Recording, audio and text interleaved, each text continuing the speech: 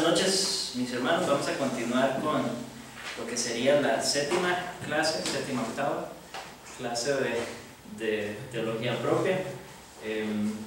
Y esta sección que vamos a estudiar hoy con respecto a la predestinación específicamente, también es tomada del libro de Vos. Entonces, nada más para que lo tengan presente, de la teología propia de Vos. En general, no exclusivamente, pero en general sigo su esquema. Vamos a orar para pedirle a Dios su ayuda en esta noche. Dios, queremos rogarte una vez más que nos ayudes al acercarnos a estos temas que intentan de alguna manera comprender, articular doctrinas con respecto a tu persona, a tu obra, oh Dios, que reconocemos son difíciles, que tienen un gran porcentaje de misterio, un gran porcentaje de asombro, incluso para nosotros, y nos acercamos humildemente rogándote que nos ayudes y que nos edifiques, Dios, que estas doctrinas que estamos aprendiendo no se queden en el intelecto y en los términos, sino que realmente puedan aterrizar a nuestros corazones y transformar nuestra manera de vivir nuestra vida cristiana. Gracias, oh Dios, por dejar tu palabra y todo lo necesario para la vida y la piedad en ella. Nos acercamos en completa dependencia en el nombre de Cristo Jesús. Amén. Amén. Ahí me disculpo, todavía me quedan residuos de tos, mi voz todavía no ha vuelto a ser la misma después de la enfermedad, entonces lo que he dicho es que todavía no puedo cantar estoy mal, entonces ahí se van a oír de una vez, me disculpo por eso. La teología sistemática, toda la teología sistemática, estamos estudiando teología propia, que es una subcategoría dentro de la teología sistemática. La teología sistemática es producto de una exégesis correcta. Compartí eso hoy en Facebook y algunos ya lo citaron, pero justo estaba detallando la introducción para el curso de hoy y me quise detener un momento en esto porque a veces pensamos en la teología sistemática como algo un poco ajeno o retirado de las escrituras, porque estamos usando las escrituras pero no en el orden bíblico, sino que estamos extrayendo doctrinas, por decirlo así, y a veces se puede crear la idea de que estamos inventando ¿cómo se puede decir? Como adivinando mucho, especulando mucho cuando se trata de teología sistemática y todos los temas que abarca la teología sistemática. Pero realmente la teología sistemática reformada es producto de una correcta exégesis. Entonces podemos descansar en ese sentido, en que por lo menos estamos procurando extraer conclusiones, sí, generales, con base en arcos generales de las escrituras, pero que se extraen de los pasajes de las escrituras que tratan esos temas. Entonces, cuando hablamos de la teología propia y hemos hablado de los atributos de Dios, si bien no vamos a no recorrimos todos los pasajes de las escrituras que hablan de los atributos de Dios, ustedes pudieron ver que en el tratamiento que hicimos pudimos detenernos en algunos pasajes específicos y contemplar cómo esos pasajes entendidos correctamente nos enseñan cosas acerca de Dios, acerca de sus atributos, acerca de la Trinidad, y todo ese ejercicio que espero que hayan podido ver, ¿verdad?, que estamos haciendo. Esa es la manera de interpretar las escrituras y tenemos que ser muy cuidadosos y muy respetuosos a la hora de hacerlo. Entonces, el resultado de una correcta exégesis va a ser una teología sana.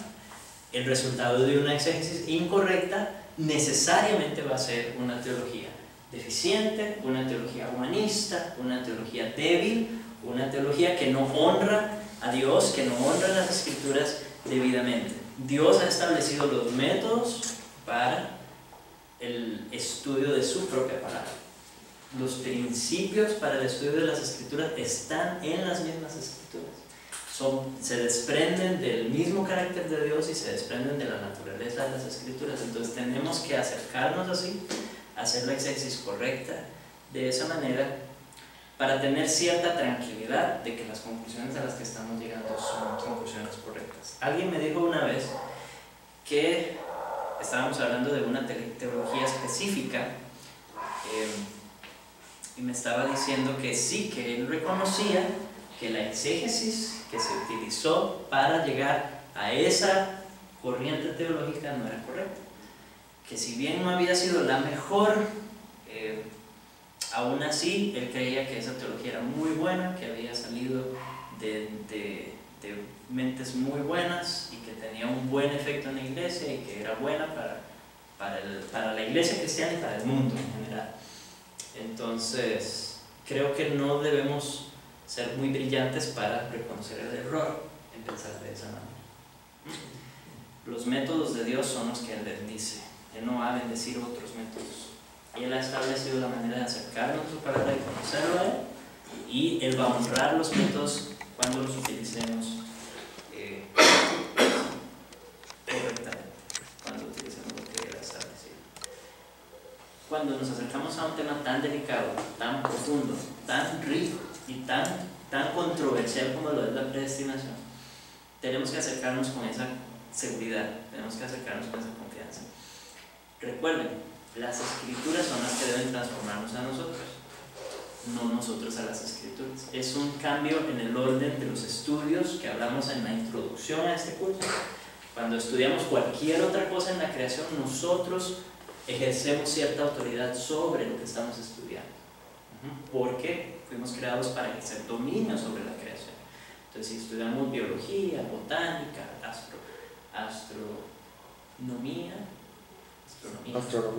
astronomía, estamos haciéndolo como criaturas hechas a imagen de Dios, ejerciendo dominio sobre la creación. Pero cuando nos acercamos a las escrituras, cuando nos acercamos al tema de Dios, de su naturaleza, de sus obras, es una posición completamente diferente. Nos acercamos en sumisión, en humildad, y aun cuando nos encontramos con cosas complicadas o que no resuenan con nosotros o que no nos gustan, como es el caso de la predestinación, muchos cristianos tienen un choque no solamente mental sino espiritual con esta doctrina. Es la conclusión a la que debemos llegar nosotros, es que el problema somos nosotros, el problema es mi ego, el problema es que me está diciendo algo que a mí no me gusta y me está diciendo algo que yo posiblemente no entiendo. Pero si estamos haciendo una exégesis correcta, y creo que lo estamos haciendo, entonces nos toca agachar la cabeza y decir, si el Señor así lo dice, así es como es. Una forma, cuando nos encontremos con cualquier controversia en las escrituras, siempre busquemos la posición que le lleve más gloria a Dios. Siempre busquemos la posición que eleve a Dios y que eleve su palabra por encima de todo lo demás, y vamos a estar en terreno bastante seguro, no 100%, pero bastante seguro. Cuanto más restemos a la gloria de Dios, a la autoridad de las escrituras, más peligrosa es la conclusión a la que llegamos. ¿Okay? Entonces, en un tema como este, eso es lo que vamos a hacer. Hay varios términos que tenemos que definir para hablar de la predestinación. Entonces vamos a hablar de algunos términos y no vamos a hacer exégesis hoy de un pasaje específico, pero si ustedes quieren hacer ese ejercicio, y creo que sería un muy buen ejercicio, estudien Romanos 9. Puede ser Romanos 8, 9, 10, pueden arrancar desde el 8 y leer, o todo Romanos. Pero enfáticamente Romanos 9 habla de la predestinación como tal, y la explica bastante bien. Es uno de los mejores tratados de esta doctrina, y incluso Pablo da voz a algunas preocupaciones, dudas, ¿verdad?, respuestas que nosotros como seres humanos tenemos ante una doctrina como esta. Entonces él no es ajeno a las reacciones que esta doctrina puede tener en nosotros como seres humanos, pero después de dar voz a las objeciones, da voz a la respuesta a esas objeciones. Entonces les invito a hacer ese ejercicio. Vos, en su capítulo sobre la predestinación, el capítulo 5 de su teología propia, hace un recorrido bastante detallado del capítulo 9 de Romanos, muy bueno, muy bueno. Así que si quieren hacerlo acompañados, búsquense eso. En Logos está a la venta la versión en español. No sé cuántos de ustedes tienen Logos. Si no me equivoco, la plataforma es gratuita. Uno puede descargar la plataforma y comprar libros independientemente, ¿verdad? Si no me equivoco. No sé, pensé que Logos era como Eastward. Pensé que Logos era como Eastward. ¿No? Es una herramienta de estudio teológico. Ajá, no era. Sí, y yo no me dijo que era paga, entonces. Es posible que haya, sí. En fin, debe haber una versión muy barata que no tiene libros y luego ustedes compran los libros que quieren. Tienen facilidades de pago también si quieren comprar paquetes de libros. Tienen colecciones reformadas incluso, entonces eso es algo para contemplar. Pero en fin, ahí está ese libro. Y si no, Aldi, yo sé que tiene acceso a esos libros.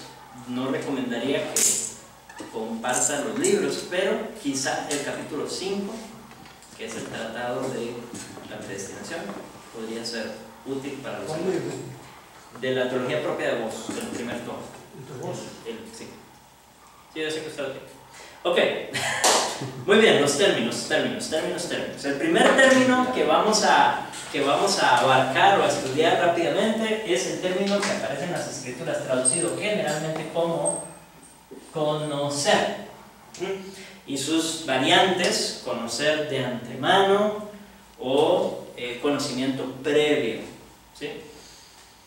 Este término es importante cuando hablamos de la predestinación, porque en la cadena de Romanos 8 empieza así, diciendo: a los que antes conoció, a estos también predestinó, y a los que predestinó, a estos también llamó, y a los que llamó, a estos también justificó, y a los que justificó, a estos también glorificó. No dice santificó. Lo dije bien por primera vez en el curso.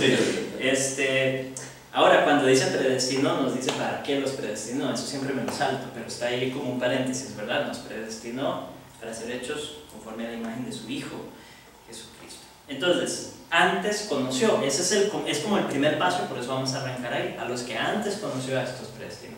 Entonces, la predestinación tiene su origen en el conocimiento de Dios.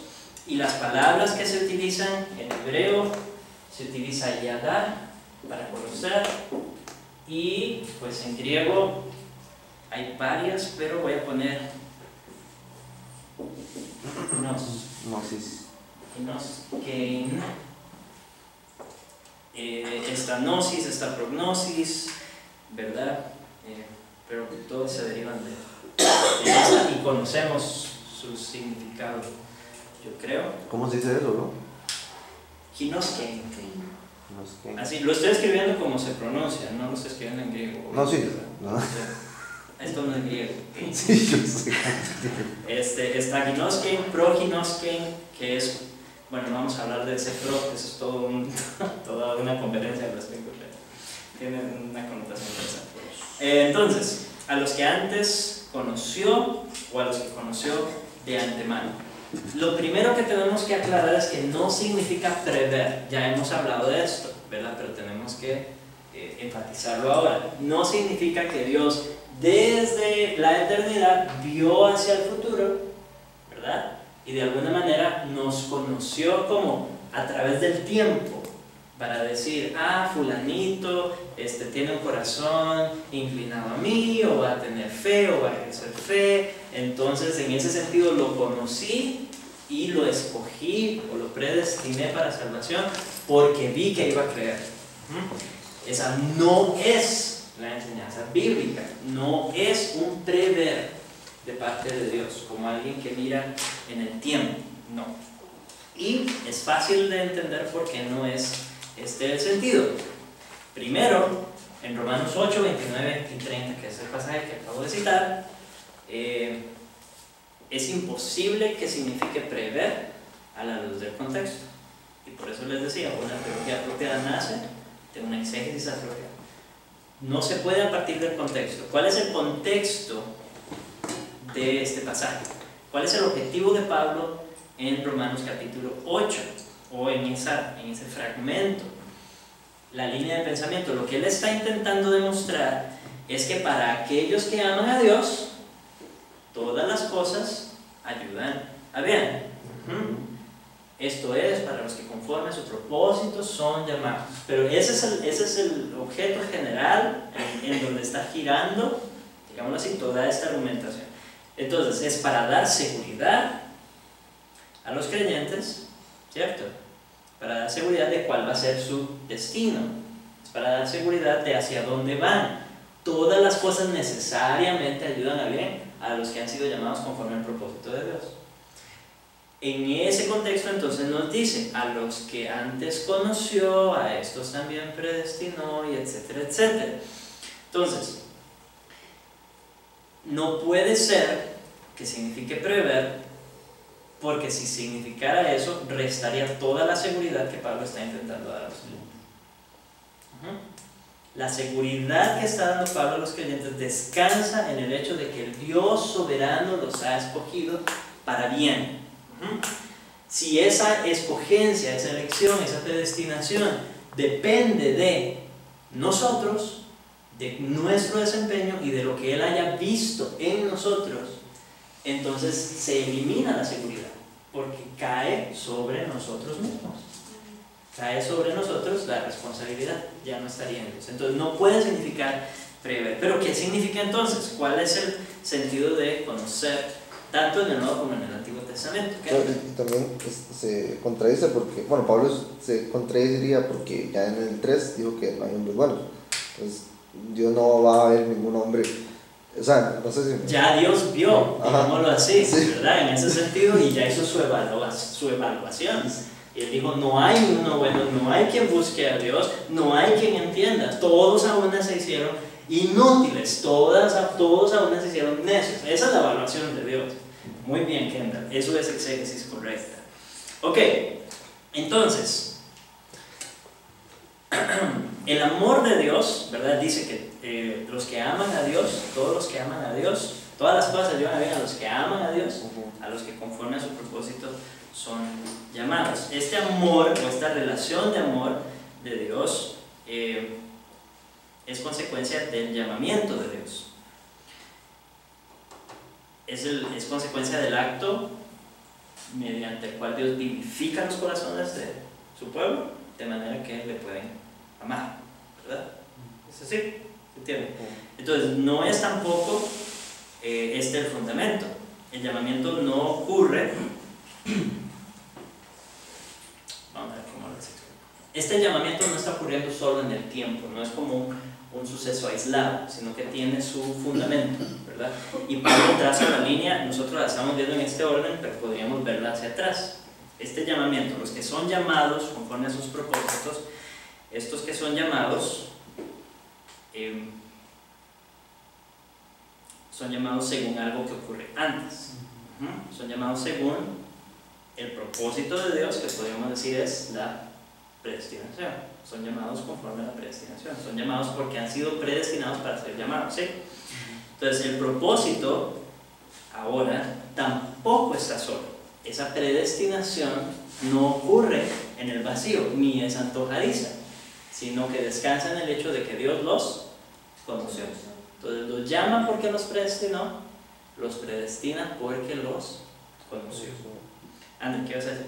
Tal vez, digo tal vez porque no soy teólogo, pero Pablo va a empezar a hablar sobre cosas que están fuera del conocimiento humano evidencialmente, digamos.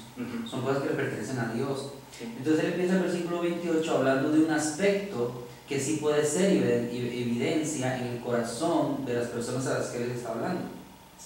¿Ya? Él parte diciendo a los que aman a Dios, es algo que usted puede saber, es algo que usted puede identificar, es algo que usted puede decir, sí, yo amo a Dios. Entonces partiendo de eso, ahora le voy a decir por qué. Es correcto. Sí. Hay algo que usted no puede saber, digamos, que excede nuestro método científico inmediato, ¿verdad? Que le corresponde a Dios, digamos. Correcto. Sí, exacto. Entonces, este propósito descansa en el conocimiento previo de Dios y tenemos que aclarar en cuanto al término que no es un conocimiento intelectual. Eso es lo primero. No es en el mismo sentido que nosotros conocemos acerca de alguien o incluso que conocemos a alguien así como, sí, yo conozco a alguien, claro, él ha estado en mis clases, ¿verdad? Lo he visto, lo reconozco, sé su nombre. No es ese conocimiento. Es algo mucho más profundo. Es un conocimiento de amor paternal. Más o menos, voy a ponerlo así, no es una analogía perfecta, pero yo, por ejemplo, siendo padre, y los que son padres, han experimentado ese conocimiento, entiéndase, amor paternal, ¿verdad?, por sus hijos antes de que nazcan, sin siquiera haberlos visto, sin que sus hijos hayan hecho nada bueno ni malo, sin haberles visto la cara, excepto a través de una foto borrosa, ¿verdad? Quizá. Pero hay en ese sentido, un amor paternal ya presente, ¿sí? No es una analogía perfecta, no la extendamos demasiado, pero en ese sentido es como Dios nos ha amado, en un sentido similar, es un amor paternal, es un amor por sus hijos. Ese amor no descansa en sus hijos, no descansa en el hecho de que ellos hayan hecho o vayan a hacer algo bueno o malo, simplemente es un amor paternal cuyas motivaciones se encuentran solo en Dios. No sabemos, y Dios no nos dice, la razón específica por la cual escoge a algunos y a otros no. Eso no se nos dice. Pero sabemos, como hemos hablado ya, sabemos que sus razones son suficientes y están en sí mismos, son motivadas por justicia, por todo su carácter. Justicia, bondad, sabiduría. O sea que no es arbitrario, no es antojadizo, pero los motivos, las razones están en Él mismo, en Dios mismo. ¿Por qué? Si las razones estuvieran fuera de Dios, le estaremos dando vuelta y sería el barro el que da forma al alfarero y no al revés. Tengamos esa analogía siempre presente en estos puntos. Entonces, sabemos que somos predestinados a causa de este amor paternal y somos predestinados para ser hechos conforme a la imagen ¿de quién? De su Hijo, ¿verdad? Así lo pone, para ser hechos conforme a la imagen de su Hijo Jesucristo. Y no vamos a detenernos mucho en este momento, pero ahí hay algunos matices también que posiblemente en la antropología los vamos a ver, de qué manera el creyente es hecho conforme a la imagen de Cristo, porque no es que somos hechos dioses. Aún, ahora que estás hablando de lo primero que no es el conocer, lo que dijiste que no es conocer, no tendría sentido ahora esta aseveración, este propósito, si el conocer fuera que Daniel iba a ser una buena persona, que Daniel iba a tener fe. Entonces, ¿por qué lo voy a llevar yo a la imagen de Cristo, digamos, en un sentido, si él ya tiene muchas cualidades buenas y muchas cosas positivas en su vida, digamos? Exacto. Pensando en eso que estás analizando. Sí. Ok, otros pasajes importantes que hacen eco a esta idea de conocer más profunda, apunten, no los vamos a leer, voy a nada más mencionar algunos, tal vez lea 2 de ellos o cite 2 de ellos, pero voy a mencionarles 4. Anótenlos porque sería bueno que los estudien. Entonces, 1 Pedro 1:20 es uno de ellos, ese no lo voy a leer ahorita, pero Mateo 7:23, sí. 1 Pedro 1:20, no. Mateo 7:23, Jesús está contando la parábola, ¿verdad?, de los siervos que llegan donde su Señor y que... perdón, no es una parábola, pero está contando el final de las cosas, ¿verdad? En las últimas cosas Él dice que vendrán muchos diciendo: Señor, Señor, en tu nombre hice tal cosa, en tu nombre saqué demonios, en tu nombre, ¿verdad? Y entonces el Señor les responde: apartados de mí, hacedores de maldad, nunca os conocí. Ese conocer evidentemente no es un conocer intelectual, porque Dios, siendo omnisciente, conoce a todos, ¿cierto? Entonces, si está diciendo nunca os conocí, ese conocer tiene que tener otro sentido, otra implicación. Es nunca entablé una relación de amor con vosotros, ¿sí? Eso es lo que está diciendo cuando le dice nunca os conocí, hacedores de maldad. Anoten 1 Corintios 8:3. Y el otro es 2 de Timoteo 2:19. Entonces, 1 Pedro 1:20, Mateo 7:23, Primera de Corintios 8:3 y Segunda de Timoteo 2:19, simplemente dice: el Señor conoce a los que son suyos. De nuevo, enfatizando el hecho de que le pertenecen desde antes de la fundación del mundo y los conoce. ¿Okay? Ese conocer es un conocer profundo, es una relación íntima de Dios con su pueblo. Un punto importante: nunca dice que conoce de ellos, ¿cierto? Nada más dice los conoció. Eso es todo lo que dice, a los que antes conoció.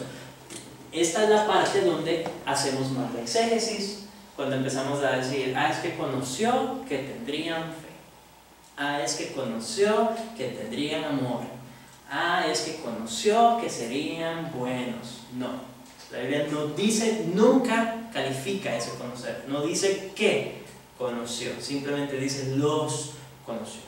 ¿Okay? Tengamos eso muy presente, no le añadamos nada, porque de nuevo, si Dios está respondiendo a la fe, entonces Él no es el alfarero. El barro estaría influyendo en el alfarero y no al revés. Ok. Hay un sinónimo en el Antiguo Testamento que es elegir. No vamos a ver el término elegir todavía, si lo vamos a ver, es elegir o escoger, pero en el Antiguo Testamento aparece una forma de elegir como sinónimo de conocer en hebreo, y es el término bajar.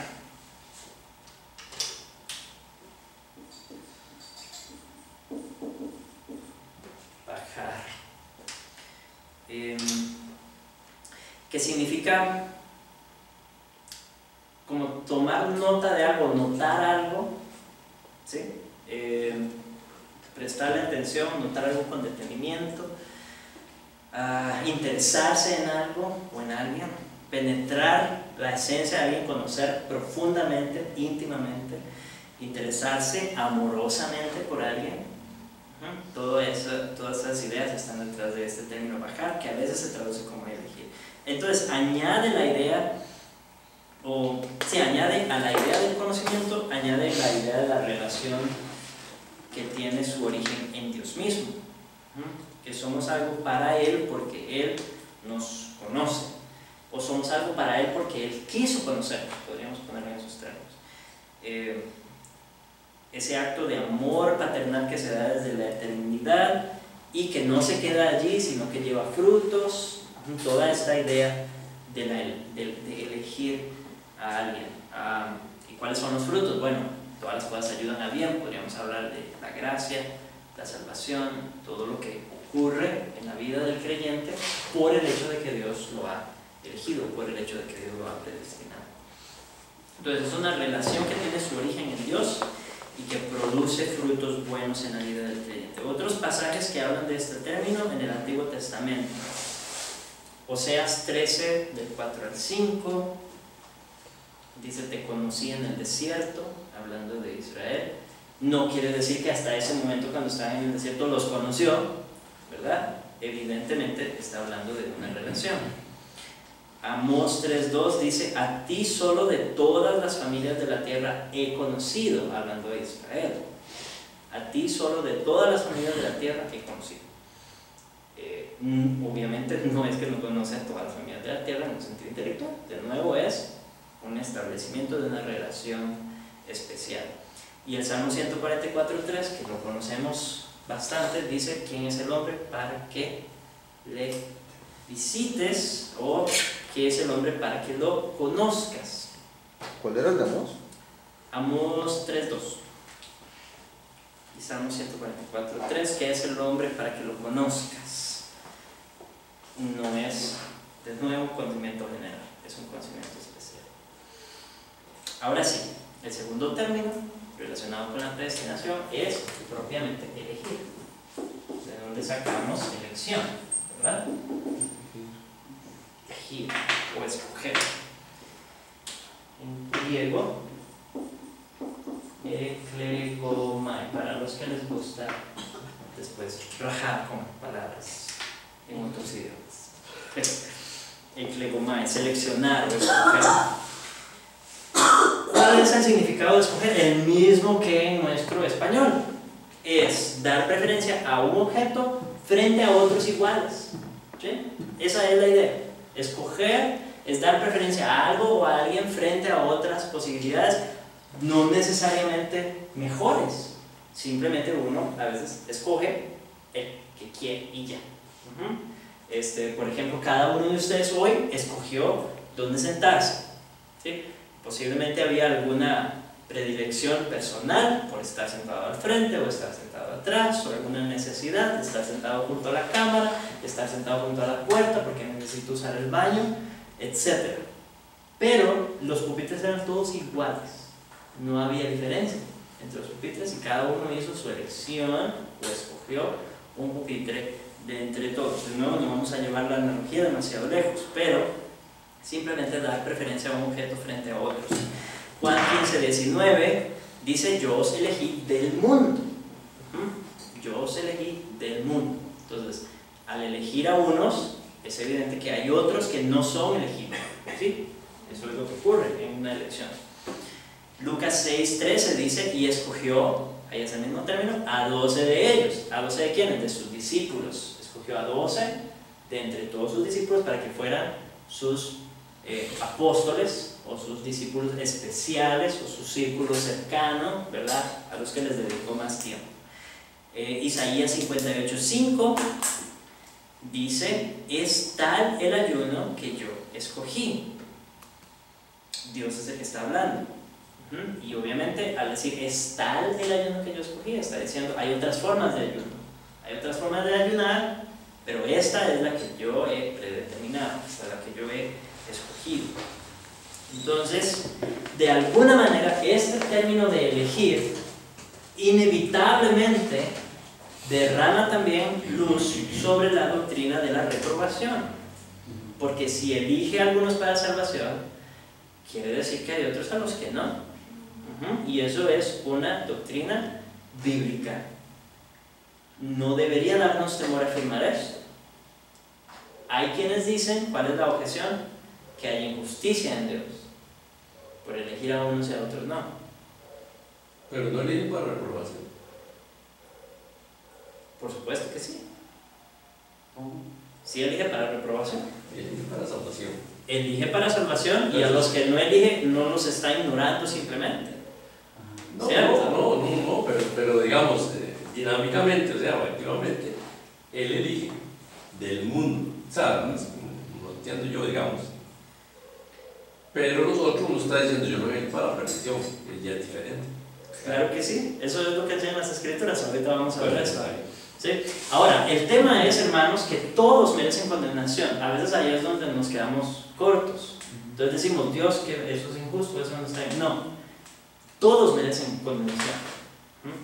Todos merecen condenación. Eso es un hecho. Y esa condenación se origina en Dios, en la ira santa de Dios en contra de los pecadores. Y en la ira que Él manifiesta en contra de los pecadores, demuestra su justicia, su poder, su sabiduría, su bondad, su perfección. No hay nada malo ni ilegítimo en el castigo de los impíos. Por lo tanto, podemos decir que Él a unos elige para salvación y a otros elige para condenación, y en esa doble elección que realiza no está haciendo nada en contra de sus atributos, no está haciendo nada en contra de su naturaleza.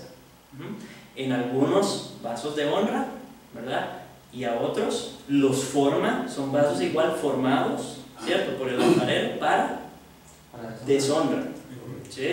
Entonces no es que forma vasos de honra y luego queda el barro ahí a ver qué le pasa al barro. No, forma vasos con propósitos honrosos para salvación y forma vasos con propósitos deshonrosos en ese sentido, para condenación. Es una elección activa. ¿Sí? Tal vez es porque hay un entendimiento de la elección en el sentido de que, como si hubiera, digámoslo así, para seguir con el ejemplo de lo que está haciendo el alfarero, como si Dios hubiera llegado a una tienda de jarrones, a una tienda de tazas, digamos, y Él ahí pues compra los que Él va a redimir, digamos, solamente, y deja a los demás abandonados ahí a su suerte, digamos, por decirlo de alguna forma, no sé. ¿Verdad? Pero viéndolo en ese pasaje que está citando del alfarero, ¿verdad? Siendo Él el alfarero, ¿verdad? Él toma el barro que es, podemos analizar, digamos, que tiene que ver con la creación del hombre del polvo de la tierra, como que Sí, sí. y él toma a una persona, al barro, digamos, y forma y dice, este lo voy a hacer para honrarlo en este propósito, pero este lo voy a hacer para condenación. Correcto. O sea, él está siendo activo en ambos. Sí. ¿Ya? Pero es que el entendimiento que tenemos el otro, y tal vez uno lo ha explicado hasta de esa forma, uno ha dicho, todo mundo camina para la condenación, digamos, pero Dios elige a uno y a otro y lo llama para tomar, y está bien, porque los otros pasajes dan luz en ese sentido. Recordemos la providencia de Dios y el orden de los actos ya los experimentamos. Sí, ya, ajá, exacto, pero viéndolo prácticamente en el pasaje este que está citando de vasos para honra y vasos para deshonra, sí, realmente no es una casualidad, no es un accidente, no es un abandono triste, sí, donde Dios dice, ay, que mira, elegí a unos, no, en su propósito está formar también para el castigo y para la ira. Y tenemos que entender que en ambos casos Él se glorifica. Por eso les decía, lo que debe imperar en nuestra cabeza es qué lleva más gloria a Dios en la doctrina que estamos extrayendo de las Escrituras, ¿verdad? ¿Qué es lo que lleva más gloria a Dios? ¿Qué es lo que exalta su carácter, incluso por encima de nuestras preferencias y de nuestro conocimiento? Incluso a veces decimos, pero eso es algo que yo no haría, ¿verdad? Pudiendo elegir, yo elijo a todos para que todos se salven, porque voy a dejar que algunos se pierdan. Bueno, usted no es Dios y usted no tiene un mejor criterio que Dios. Y está a la luz de los atributos que hemos visto, Él es el único perfecto en sabiduría, en justicia, en poder, en conocimiento, en todos los atributos, en bondad incluso. Entonces no está violentando Él su carácter cuando elige a algunos para salvación. Y algunos utilizan el término, y yo creo que es tal vez un poco por un tema de conciencia, dicen y pasa por alto a otros, ¿verdad? Está bien, tal vez no es tan errado decir que pasa por alto a otros, pero tenemos que entender que dentro del conocimiento omnisciente de Dios es imposible para Él elegir a algunos y simplemente no tomar en cuenta a los demás, ignorar a los demás. No ignora a los demás, porque Él es omnisciente. Entonces Él sabe bien que está eligiendo a unos para salvación, y la otra cara de la moneda, al hacer eso, está eligiendo a otros para condenación, porque eso es lo que les va a quedar. E incluso toda la providencia, que no la hemos visto, pero cuando veamos el tema de la providencia, toda la providencia de Dios lleva a la salvación de los suyos, de la misma manera que lleva a la perdición de los reprobados. Todos los eventos de la vida del creyente aseguran que acabe en gloria. Eso es una enseñanza riquísima, ¿cierto? Saber que desde el vientre de nuestra madre Dios nos escogió, al punto que todo Él lo ha ordenado, de tal manera que yo voy a ser glorificado y no hay nada que pueda evitarlo. Entonces, no temamos hablar en estos términos, no temamos hablar en estos términos de la doble predestinación, en ese sentido, de la elección y la reprobación. Disculpa, es que sí, también, no, yo había leído un estilo de vida donde exactamente hablan de ser justos. Sí. Entonces, sí, no, pero ya tomando en cuenta, digamos, todas las... Por eso creo que los temas que hemos visto anteriores han servido también como plataforma para llegar a este punto. No habríamos podido entender esta doctrina sin haber estudiado todo lo que hemos visto antes. Tal vez como para que quede ahí y por lo que lo estamos hablando aquí, digamos, que no quede como algo en el aire. Ajá. Estás hablando de Romanos 9, versículos 21 y 22. Correcto. Y la forma en que lo dice el apóstol Pablo es riquísima, porque esa es una pregunta. Él está diciendo, ¿o no tiene potestad el alfarero sobre el barro?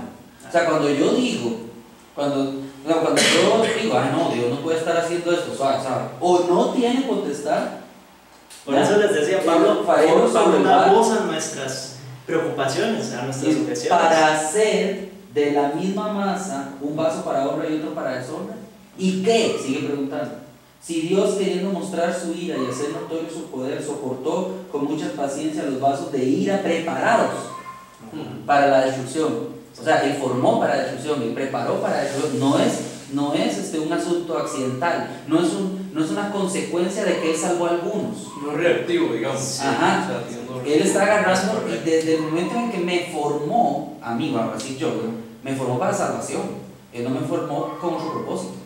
Pero en el momento en el que que no está elegido para la salvación, está formado para ser objeto de la ira de Dios. Hermanos, con mucha humildad estudiamos este tema porque entendámonos como elegidos, ¿verdad? ¿Sí? Entendamos que el Señor en nosotros Él no vio absolutamente nada, ni hay nada en nosotros que amerite el que Él nos haya escogido salvar a nosotros y a otros no. Y Pablo da voz a esa misma objeción. Pablo da voz a eso cuando dice, yo me haría anatema, dice, me condeno a mí mismo si pudiera hacer que mis hermanos se salvaran. Y hay otro punto ¿verdad? muy importante, hermano, que es también tener en cuenta de que ninguno de nosotros sabemos quiénes son elegidos. Eso es importantísimo, eso es importantísimo. Nosotros podemos tener seguridad de nuestra elección personal, ¿verdad? Eso el Señor sí lo concede, la seguridad de la salvación, es como se llama. No vamos a estudiar esa doctrina ahorita, cuando estudiamos soteriología vamos a estudiar eso. Pero el punto es que solamente ahí es que yo puedo saber. Más allá de mí puedo ver frutos, ¿no? Y los frutos solo me dicen el estado de la persona en este momento. Eso es todo lo que puedo ver, ¿sí? Entonces, ese fruto, si una persona está dando mal fruto, yo puedo llegar a dos conclusiones. O es un cristiano que está atravesando un momento de sequía, es un cristiano que está atravesando un periodo de disciplina, o no es cristiano. Esas son las únicas dos opciones en mi cabeza, pero no puedo saber cuál es cuál. No lo puedo saber. Y lo único que lo va a revelar es el día final, cuando me lo encuentre o no, junto a mí postrado ante el trono de nuestro Salvador. Y aunque estén profesando otras confesiones. Si están confesiones dentro de la fe cristiana. De la fe cristiana. Sí, correcto. Recordemos que creer en la predestinación no predestina a nadie, ¿verdad? El cristiano ahí, ¿cómo se dice? Liviano, que tal vez no ha profundizado en la doctrina, no conoce estas doctrinas bíblicas, no disfruta de su salvación como podría hacerlo, ¿verdad? Pero no quiere decir que no sea salvo, simplemente no ha llegado a este conocimiento, pero eso no determina su relación con Dios. Tenemos que también bajarnos de ese caballo de orgullo que a veces montamos. Ok, entonces, inevitablemente tenemos la reprobación junto con la elección. La elección, este término elegir, se da como una volición, como un movimiento de la voluntad, una inclinación de la voluntad. Entonces no es tampoco, de nuevo, no es arbitraria, pero tampoco es en respuesta a la persona. El motivo está en Dios mismo, y Él sabrá por qué escoge a los que escoge. Pero al hacerlo los ama. Los ama y busca el bien para ellos. Esa es la realidad. Entonces a los que elige, Él busca el bien para ellos, va a llevarlos a la gloria. Ese es el destino final, ineludible. Entonces siempre va a haber como una elección hacia una preferencia. Ahora, porque Dios prefiere a unos y a otros no, de nuevo, la razón está en Él. Pero siempre hay una preferencia. Génesis 6:2, y tomaron esposas de todas aquellas que eligieron. Ahí está el término de elegir. Una preferencia, hay una inclinación de la voluntad, un deseo. Salmo 78:68, escogió la tribu de Judá el monte de Sión al cual amaba. Hay una inclinación de la voluntad. Salmo 78:68. Y nada más recordemos, no por ninguna cualidad en ellos. Estaba pensando en un ejemplo con esto de la predestinación. En el caso nuestro como seres humanos, cuando yo elijo a mi esposa, yo no estoy rechazando activamente a todas las mujeres del planeta, ni siquiera estoy pensando en ellas, ¿cierto? Nadie se pone a decir no, esta sí, no, y considera a todas las mujeres antes de no. Yo escojo a la que será mi esposa o a la que es mi esposa. Hay una inclinación, un deseo, pero yo no puedo rechazar a todas las demás activamente porque no las conozco. A eso es a lo que quería ir. Lo mencioné, Dios es omnisciente. Entonces Él no puede simplemente ignorar o no pensar o pasar por alto a los que reprueban.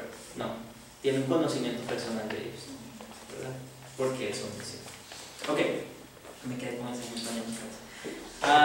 Entonces son apartados para una relación determinada en la que el objeto elegido debe relacionarse también con aquel que lo elige. Entonces, son apartados para una relación. Esta elección es para una relación.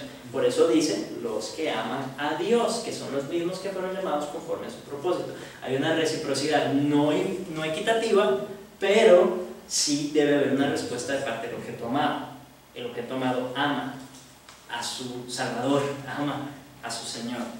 Entonces somos apartados para esa relación. Este verbo siempre aparece en la voz media en el griego. Ahora no vamos a meternos a estudiar gramática griega, pero la voz media en español no existe. Y nada más les voy a explicar. La voz media es una forma de expresión verbal en la cual el sujeto ejerce la acción para sí mismo. ¿Sí? Nosotros tenemos la voz activa, que es en la que el objeto ejerce la acción, ¿verdad? Y puede haber un objeto, o sea, ejerce la acción hacia afuera, hacia algo más. Y tenemos la voz pasiva, en la que el objeto recibe la acción, pero de algo exterior. No tenemos la voz media, tenemos formas de expresar la misma idea, ¿verdad? Utilizamos reflejos, ¿verdad? Utilizamos pronombres reflexivos, pero en el griego existe una designencia verbal que comunica ese sentido de hacer algo hacia mí mismo. Y este verbo eklegomai siempre aparece en la voz media. O sea que Dios a los que elige, los elige para sí. Entonces hay una reciprocidad, una relación, se entabla una relación a partir inclusive de la misma gramática en la cual Dios decidió revelarse, ¿verdad? Esto es asombroso si lo pensamos detenidamente. No habría podido revelar esa misma riqueza si se hubiese revelado en español, ¿verdad? Pero se revela en un idioma que permite esa construcción, esa voz. Muy bien, ¿cuál es la diferencia entre predestinación y elección? Porque no son lo mismo. Vamos a ver algunos puntos.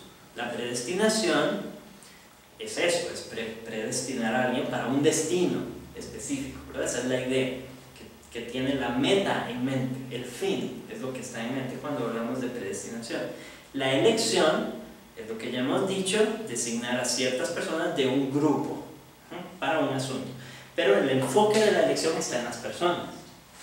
El enfoque de la predestinación está en el fin, está en el destino, ¿sí?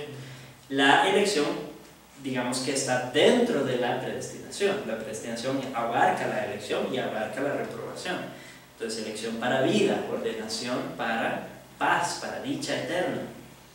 Reprobación para muerte u ordenación para condenación eterna. Ambos están dentro de la predestinación. La elección hace referencia a las personas que entran en una relación determinada. La predestinación incluye también los medios que conducen a la meta en mente.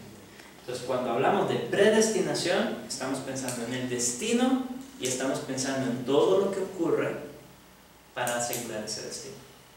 Todo lo que ocurre a lo largo de la historia, incluso desde antes de que nosotros existiéramos, durante nuestra existencia, para asegurar que lleguemos a nuestro destino, al destino para el cual hemos sido preparados. Y ahí nos metemos un poquito en la doctrina de la providencia. Hay un vicio a veces entre los reformados y entre algunos cristianos de decir, cuando algo bueno pasa, en lugar de decir qué casualidad o qué buena suerte o qué suertudo, ¿verdad? Decimos, qué providencial, ¿verdad? A veces para sonar bien reformados, qué providencial de parte de Dios. Pero es un entendimiento de la providencia un poco débil, porque no solamente la providencia ordena las cosas buenas que nos pasan. La providencia de Dios ordena absolutamente todo lo que nos pasa, bueno o malo.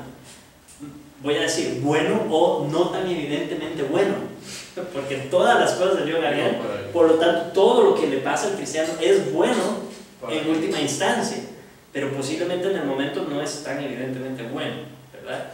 Pero el punto es que aún esas cosas desagradables son parte de los medios que Dios ha determinado para cumplir su propósito en nuestras vidas, que en el caso del creyente es llevarnos a la gloria. Ese es el propósito final, llevarnos a la gloria. Muy bien. Exposición doctrinal de la predestinación. El tema de la predestinación, mis hermanos, no es el hombre, es Dios. Recordemos eso. El tema de la predestinación es el Dios que predestina, no el hombre que es predestinado, es el Dios que predestina. Él es el actor. Él es el actor de esta obra, el actor principal. Primera de Pedro 1:2 atribuye la predestinación al Padre. Y de hecho, en las Escrituras siempre se atribuye la predestinación a Dios Padre. Cuando aparece el término elegir como de parte de Cristo, que Cristo ha elegido o predestinado, cuando aparece en esas construcciones, usualmente es para un oficio terrenal, temporal, que lo eligió para pastor, que lo eligió para maestro, ¿verdad? En ese contexto es que aparece la elección de parte del Hijo. Es una elección que él hace como cabeza de su iglesia para determinar las funciones de su cuerpo. Pero la predestinación para salvación siempre se atribuye en las Escrituras a Dios Padre. Primera de Pedro 1:2 dice: elegidos según la presciencia o el conocimiento previo de Dios Padre. En Efesios 1 es el amor de Dios, es el que determina, ¿verdad? Ya lo hemos hablado, es el amor paternal de Dios. Y por otro lado, también es atribuido al Padre porque esta predestinación tiene un carácter creativo. Y recuerdan que hemos hablado del Padre como el generador, ¿verdad? O el creador, del cual el Padre de las luces, de quien procede todo don perfecto, el creador del universo.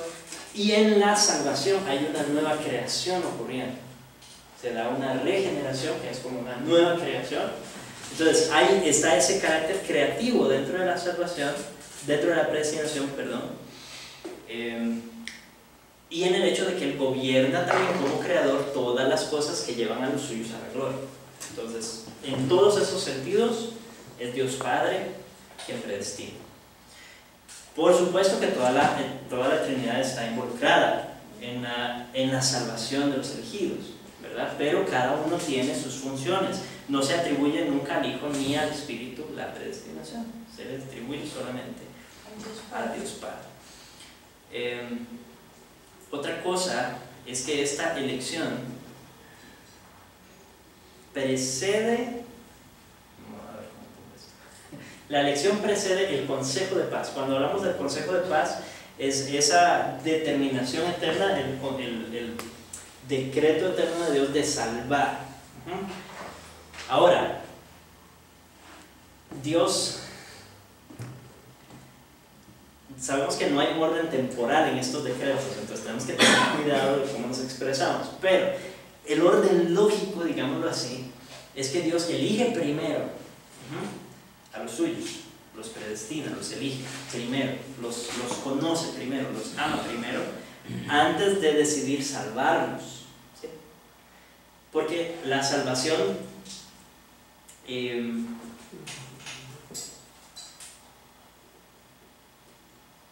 por el orden lógico de la situación no puede ir antes, la determinación a salvar no puede ir antes de haberlos amado o de haberlos escogido, de haberlos conocido, ¿verdad? Primero los conoce, primero los ama, primero los elige y luego se da, por decirlo así, en un orden lógico, el consejo de paz, en el que Dios dice: voy a salvarlos, pero primero los ama y luego decide salvarlos. Ahora, todos estos decretos ocurren en la eternidad, en un momento para Dios, ¿verdad? Pero por un orden lógico, simplemente tengamos eso presente. Pues primero Dios elige y luego determina salvar a los que eligió. Ok, eso en cuanto al tema, Dios como el que predestina. En cuanto al punto de partida, ya dijimos, es la presencia divina, el amor eterno de Dios, que es un amor libre y soberano. Cuando decimos libre, quiere decir que no es afectado por nada fuera de Él, pero no quiere decir que sea sin motivación. Perdón. cuando dice la presencia de Dios, el conocimiento de Dios previo, digamos, Ujú. no sé, muchas personas, he oído yo varias posiciones, le agregan, ¿verdad? Pero hay que ir con los, usted lo dijo aquí. Es correcto. Tenemos que tener cuidado de hacer eso, de no hacer eso, Sí, exactamente, entonces digo, calificar. lo que Pablo dice, Pedro dice de otra manera, ¿verdad? Porque en Efesios dice que por su voluntad. Es correcto.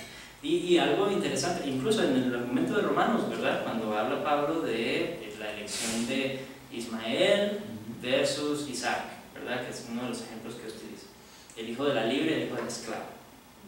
Y algunos podrían decir, es porque era hijo de la libre. Obviamente va a elegir al hijo de la libre, ¿verdad? No va a elegir al hijo del esclavo, diría ese pensador. Pero luego dice, Jacob y Esaú. Esos están en igualdad de condiciones, ¿cierto? Los dos hijos de la libre. Cualquiera de los dos podría haber sido en términos humanos.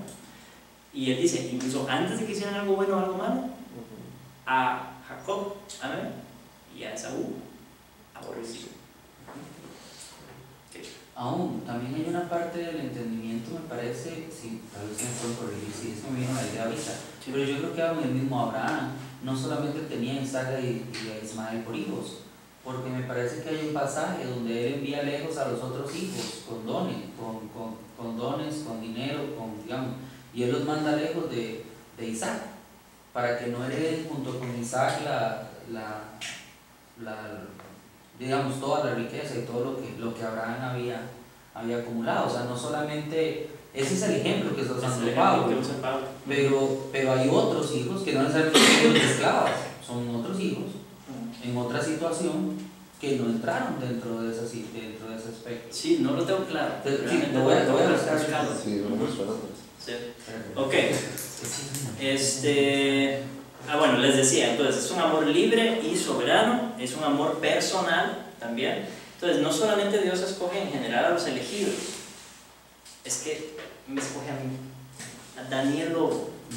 Es un amor personal, no es algo general, abstracto, así, a todo su pueblo, a todas sus ovejas, a toda su grey, sí, pero a un nivel personal, individual, al punto de detallar cada aspecto de nuestras vidas para llevarnos a la gloria. Es un conocimiento profundo, un conocimiento personal, real.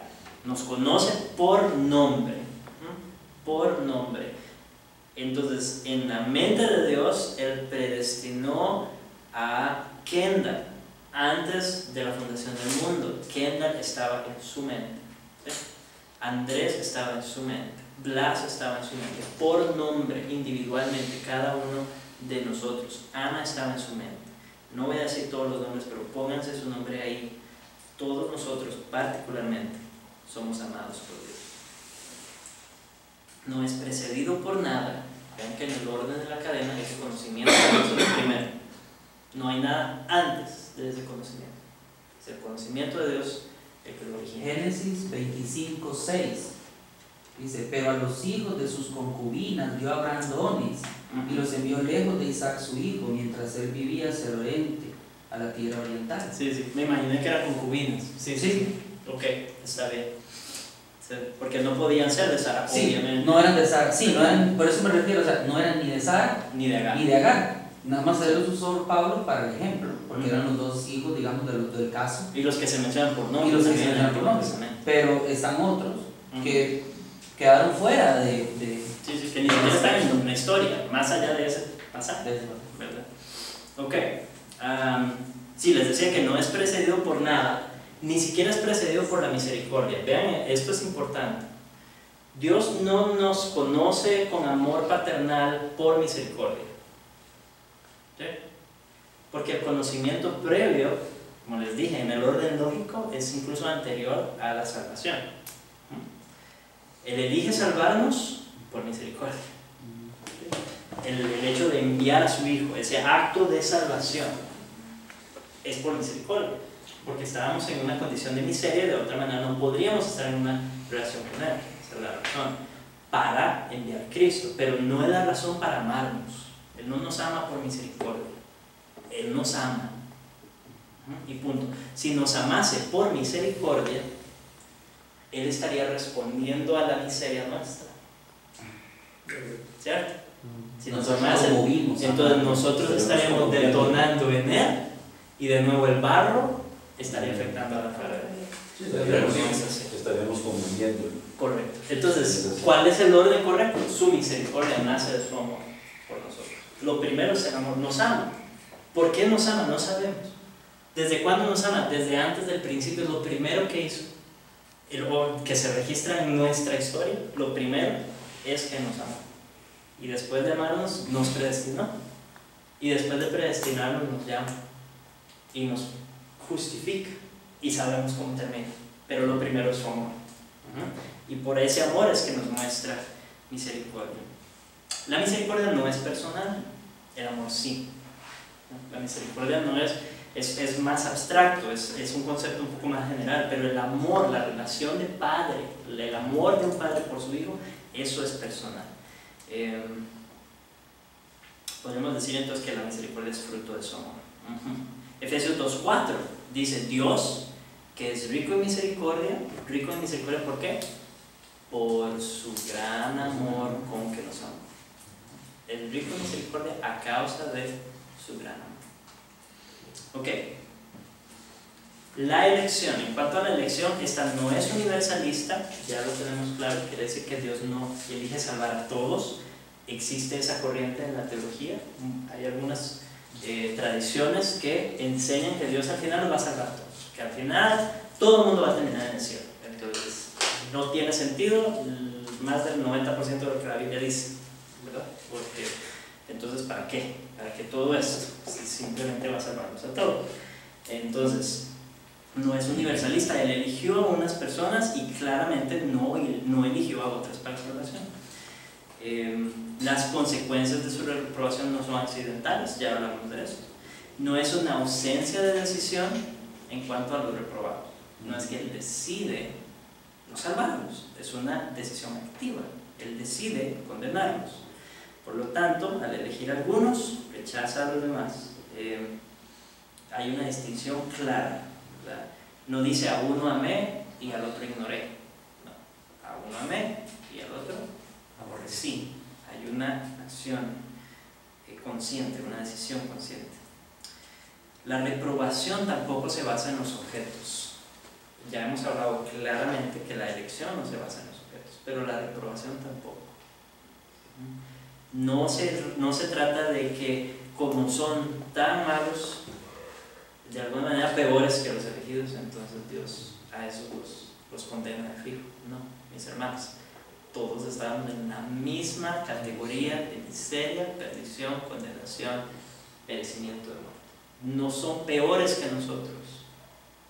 Nosotros no somos mejores que Él. La única diferencia está en Dios, que por motivos que solo Él conoce y que son suficientes para Él, eligió amar a algunos y a otros los predestinó para condenación. No porque fueran peores. ¿Por qué? Ya lo hemos dicho muchas veces. El barro estaría afectando a la pared. Ya, Pablo dice en Corintios, para dejar como claro la idea, ¿verdad? Si quieres preguntarse usted por qué lo eligieron, entonces a lo vil del mundo, a lo menospreciado escogió Dios, a lo que no es. Si quisiéramos pensar en algo, tal vez podríamos decir que es porque éramos peor que los demás, digamos, en un sentido, ¿verdad? Sí. Y no queremos pensar eso, obviamente, No, entonces, pero yo creo que eso podría ser parte de lo que nos dio un poquito de humildad en este asunto. Ahora, en esta lección tiene que ver Cristo, ¿verdad? En Él fuimos. Por supuesto, y vamos a hablar de eso. Vamos a hablar de eso si nos da tiempo, porque Sí. son las 8:23. Creo que lo que no va a dar tiempo es de hablar del ensayo, hermanos. Pero ya lo tienen listo, yo creo, hermano. Yo creo que sí, ya todos deben tener ya por lo menos unas tres cuartas partes del ensayo. Ya Sí. 3 páginas serán. Muy bien. Si entonces no se basa en los objetos, la reprobación no se basa en los objetos, el destino de los elegidos y los reprobados tampoco es la razón. El destino es el fruto de la elección y el destino de los reprobados es el fruto de la reprobación. Propósitos de la reprobación. Hay dos propósitos. Hay quienes dicen que es solo uno. Hay quienes dicen que la reprobación solo existe para resaltar la gracia de Dios en la elección. Y ese propósito es bíblico y es cierto. La reprobación existe para resaltar la gracia de Dios en la elección. Por supuesto que sí, pero no es el único. No es el único propósito bíblicamente. Entonces, primero, resaltar la gracia de Dios como una obra exclusiva en los que son escogidos. Ese es un propósito de la reprobación. El rechazo de algunos resalta todo lo bueno que Dios hace en la vida de los que ha elegido. Entonces, si se glorifica de esa manera, se glorifica magnificando su gracia en contraste con aquellos que son reprobados. El pasaje que leyó André ahorita: ha soportado con paciencia los vasos de ira para dar a conocer las riquezas de su gloria en los vasos de misericordia. Entonces, la presencia de los vasos de ira, de nuevo, tiene relación con la misericordia que Dios ha derramado en los vasos de honra, y quiere exaltar su gloria y su gracia en ese contraste. Pero el otro pasaje que ya se leyó, y no recuerdo la cita en este momento, es el que dice que también esos vasos de deshonra son para establecer Dios su ira y su poder. Ese es el otro propósito de la reprobación, que no nos gusta mencionar, pero es tan bíblico como el otro. Y es un propósito independiente. ¿Cómo es? Romanos 9:22. Romanos 9:22. Es un propósito independiente en el sentido de que Dios podría no haber elegido a nadie y aún así manifiesta su ira y se glorifica en su poder y su justicia. No pierde nada. Él podría no haber elegido a nadie, condena a todos, todos reciben su merecido, la paga del pecado es muerte, no hay injusticia en ello, y Dios se glorifica. Pero no solamente va a castigar a algunos, sino que decide salvar a algunos. Okay. Independientemente, y se glorifica en ambas cosas. La predestinación determina el destino y la condición o estado final de los elegidos, la cual alcanzarán cuando la elección se haya completado, o no completado, sino cuando la elección se haya manifestado por completo, que es en los últimos días, en el día final, perdón. ¿Cuál es ese destino final? ¿Cuál es esa condición? Ya lo hemos dicho, es la condición de imagen o portadores de la imagen del Hijo, hechos conforme a la imagen del Hijo. Esta predestinación comprende también los medios y las formas de alcanzar este estado. Entonces, Dios ha establecido los medios para la elección, para que ésta sea efectiva. Todo lo que ocurre contribuye a llevar a los elegidos a donde Dios los quiere tener finalmente. Entonces está la administración de la gracia en la vida del creyente, el llamamiento externo, en el momento en el que ustedes y yo escuchamos el Evangelio predicado y respondimos a ese Evangelio. Ese fue un medio ordenado por Dios para llevarnos a la gloria. La gracia preparatoria, y aquí quiero detenerme un momento. La gracia preparatoria son todos los factores de nuestra vida que nos llevan al punto de creer en Cristo. Todo lo que ocurre, todo, bueno o malo, muy significativo y aparentemente insignificante, todo eso nos prepara de alguna manera para responder como Dios quiere a su llamamiento. Y por eso es muy difícil señalar exactamente el punto de la regeneración en nuestra historia particular, ¿verdad? Sabemos que la regeneración precede a la fe, porque la fe es un fruto bueno, no puede ocurrir fe sin regeneración. Pero, ¿en qué momento específico, si es que es en un momento específico, ocurre esa regeneración? En algunos sí lo tienen claro, que hubo un cambio milagroso en su interior, ¿verdad? Que pueden decir: ayer yo era esto y hoy soy otra cosa. Una marca, ¿cómo se dice? Fulminante en la historia. Pero hay otros, y este es mi caso, que no podemos señalar exactamente en qué momento fuimos regenerados. Creo que es una de las gracias también de nacer y crecer en un lugar cristiano. Hay cierta exposición al Evangelio constante, ¿verdad? Hay una conciencia de Dios que no tienen los impíos. Entonces creo que por ahí puede ir el hecho de nacer dentro del pacto, en la familia del pacto, tiene esos beneficios. Pero no puedo entonces decirles exactamente en qué momento Dios me regeneró. Sí recuerdo cuando hice la oración de fe, si eso es algo determinante, pero no puedo decir que eso sea algo determinante, ¿verdad? Más por la tradición en la que crecimos. Puedo decir que recuerdo la primera vez que hice la oración, no recuerdo todas las demás veces que la hice, estoy seguro de que no fue solo una. Pero en medio de todo ese desorden doctrinal, yo sé que el Señor me llamó en algún momento, ¿verdad? No puedo decirles exactamente cuándo dejé de ser el viejo hombre y empecé a ser revestido de nuevo. No puedo señalar un momento, pero puedo decirles que cada aspecto de la historia de mi vida ha llevado al punto en que hoy puedo decir que creo en el Señor Jesucristo y puedo decir que soy suyo. Puedo decir que soy suya. Es diferente para cada uno. Es diferente para cada uno. Entonces, tampoco nos detengamos tratando de señalar los específicos, pero tengamos claro que cada cosa que ocurre en nuestra vida ha sido ordenada por ese plan perfecto de Dios para llevarnos a la gloria, porque ese es el propósito con el cual nos ha destinado. Y cada cosa es cada cosa. Cada cosa es cada cosa. Pero sí tiene que haber puntos de algo que te den testimonio de que el testimonio de eso ocurre, por supuesto. Ahora, de nuevo, no ocurre en un momento específico, ¿verdad? El crecimiento en la seguridad de la salvación, en algunos es progresivo, en otros puede ser también como de repente yo sabía que era salvo, ¿verdad? Estoy seguro, de repente yo supe. Y usualmente son aquellos que experimentan ese momento de conversión, un momento determinado en su vida de conversión, ¿verdad? En otros casos no experimentamos un momento de nuestra vida de conversión, pero crecemos en el conocimiento de Dios y crecemos en la seguridad de nuestra salvación, independientemente de cuándo haya ocurrido. Yo creo en ese momento de la primera oración de fe que hice. Sí creo que ahí ocurrió algo, por lo menos fue como principio de algo, ¿verdad?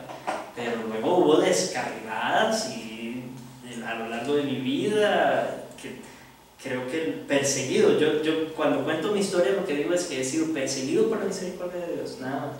Desde que nací en un lugar cristiano y todo lo que ha pasado en mi vida ha sido una persecución de la gracia de Dios, una persecución de su misericordia. Entonces no sé, pero sí ha habido un crecimiento y ahora puedo contar con la seguridad, disfrutar, gozar de esa seguridad, ¿verdad? No, espero tener esta misma seguridad o más mañana. Esa es mi fe, mi esperanza. Puede que no, tal vez caiga, tal vez me tropiece y pierda la seguridad de mi salvación, pero perder la seguridad de mi salvación no significa perder la salvación. Espero recordar eso sin push. Muy bien. Predestinados para ser hechos conforme a la imagen del Hijo, y todo lo que ocurre en nuestra vida nos lleva a eso. Los objetos de la predestinación, y con esto vamos a terminar. Los objetos de la predestinación, obviamente los hombres, hemos hablado harto de eso, entonces no nos vamos a detener, ya hablamos de los hombres. Pero también hay predestinación en los ángeles. Lo sabemos porque algunos de ellos cayeron y otros no, ¿cierto? Entonces, en el caso de los ángeles, 1 Timoteo 5:21 habla de los ángeles elegidos, así en el término, los ángeles elegidos. Y no sabemos demasiado, entonces no nos vamos a poner a inventar, pero lo que sí sabemos con certeza es que podemos decir con un grado bastante alto de seguridad que Dios eligió a algunos ángeles y decretó preservarlos de la caída, porque hubo una caída en los ángeles también. Entonces Dios decidió preservar a algunos ángeles de la caída y después de ese evento mantenerlos inmutables. Eso es lo que sabemos hasta ahora. ¿Sí? O sea, inmutables en el sentido de que no van a caer. Son ángeles que ahora están al servicio de la iglesia, ministros, bajo la cabeza que es Cristo, su cabeza, no como es Cristo la cabeza de la iglesia, no en el mismo sentido, no como un organismo, pero como su gobernante y como el que determina su función dentro de la iglesia. Como el príncipe de los ejércitos. Correcto. Sí, exacto. Es una posición de autoridad no tan orgánica como lo es en el caso de la iglesia. Y sabemos que en el caso de los caídos Dios decretó permitir su caída, claramente, porque cayeron, de otra manera no podrían haber caído, y junto a ello decretó que no tendrían salvación. Entonces los ángeles caídos permanecen caídos hasta el final, y los ángeles que no cayeron permanecen perfectos hasta el final. No es la misma predestinación que en el caso de los hombres, no es homóloga, ¿verdad? No es la misma historia, no son el mismo tipo de criaturas. Dios no envía al Hijo a mediar por los ángeles, ¿cierto? No se hizo ángel para salvar a los ángeles, no, fue muy diferente, es una historia diferente, es otra órbita, otra realidad, digámoslo así, pero podemos asegurar, podemos decir con un grado de certeza que Dios predeterminó que algunos de ellos caerían para siempre y predeterminó que los que se sostuviesen se sostendrían para siempre. Muy bien, y el otro que es elegido también, tal vez les sorprenda. ¿Quién es el otro que es elegido? Jesús. Jesús, el mediador. Jesús como mediador es elegido. 1 Pedro 1:20 dice que Él fue destinado desde antes de la fundación del mundo, pero manifestado en los postreros tiempos por amor de vosotros, el mediador, el Hijo encarnado. Lucas 23:35 lo llaman el elegido de Dios. Lucas, perdón. 23:35. 1 Pedro 2:4, la piedra viva, desechada ciertamente por los hombres, mas para Dios escogida y preciosa. Este conocimiento previo es similar al conocimiento previo nuestro, en el sentido que hay amor, obviamente, un amor entre el Padre y el Hijo, un amor eterno entre el Padre y el Hijo. Él lo dice, este es mi Hijo amado, en quien tengo complacencia, este es mi Hijo amado, a Él oíd. Tengamos presente que estamos hablando del Hijo en carácter de mediador, ¿verdad? Para eso fue elegido. No fue elegido como hijo, como la segunda persona de la Trinidad, no. Eso es de siempre, esa es su condición eterna, el Hijo eternamente engendrado del Padre. Pero para mediar, como mediador fue elegido.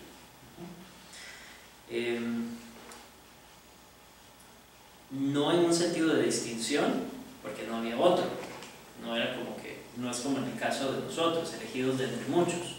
No, en el caso de Cristo, solo uno podía mediar, solo Él podía mediar. Fue elegido para eso, pero no de entre un grupo. Él era el único que podía hacer la tarea.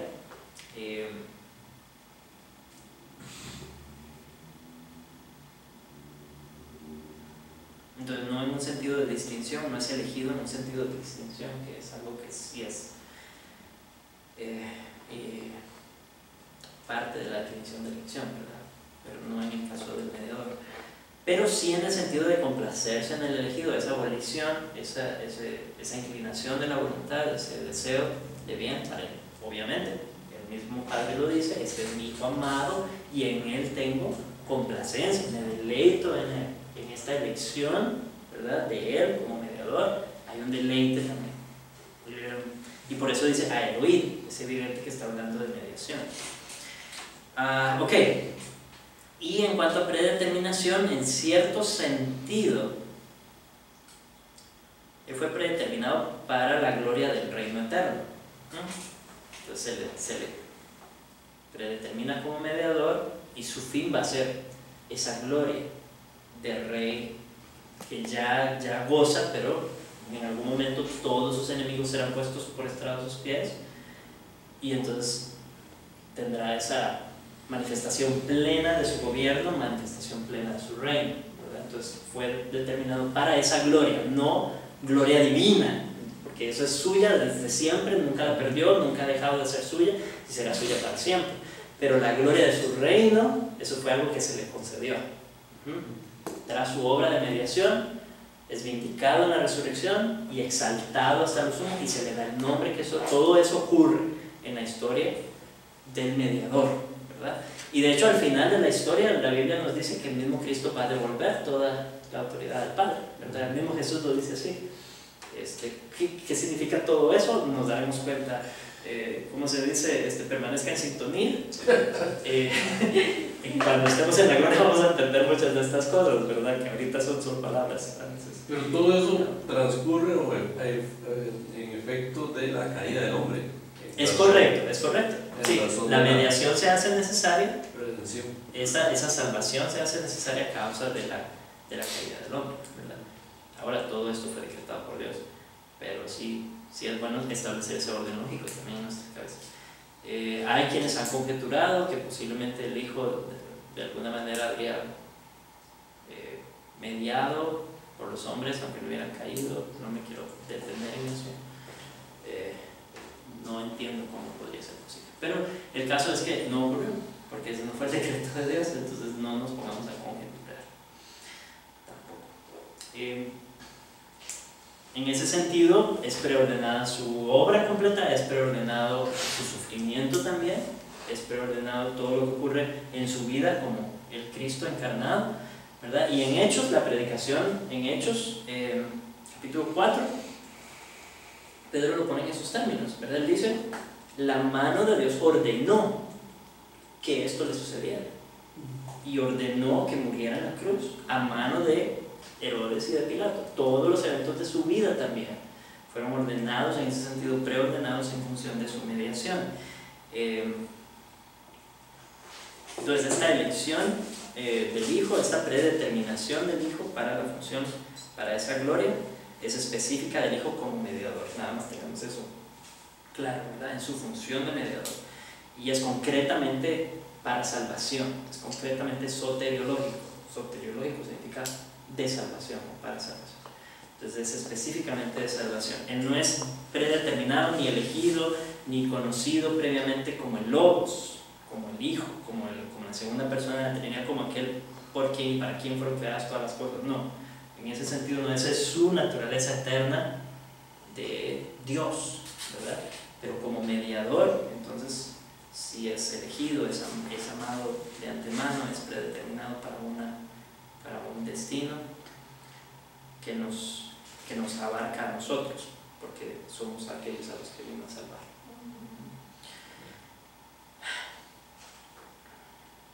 Muy bien, yo creo que eso es todo lo que podemos decir de la predestinación por ahora. Hay mucho más. Romanos 9.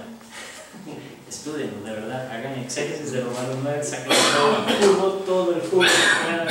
Y Andy, si nos puedes pasar, yo no sé si esas páginas, tal vez extraerlas para no compartir el volumen completo, solamente el capítulo 5. Capítulo 5 es. ¿Lo van a hacer, Rodolfo? Sí. Muy bien, hermanos, vean, son las 8:40.